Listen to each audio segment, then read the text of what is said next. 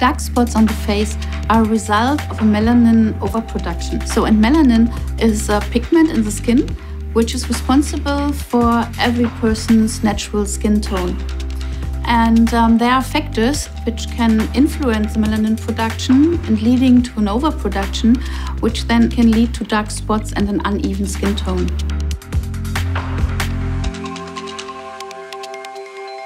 Also, there's a genetic predisposition to dark spots.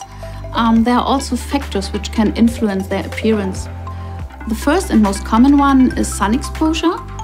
As the skin is exposed to sun, it naturally produces melanin, and this can sometimes be unevenly distributed. Also, one factor could be age, because during aging, the distribution of the pigments is less accurate and then can appear like dark spots, the so-called age spots.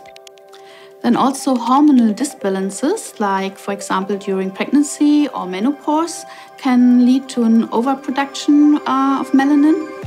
And finally, also dark marks can appear after skin inflammation, for example after acne.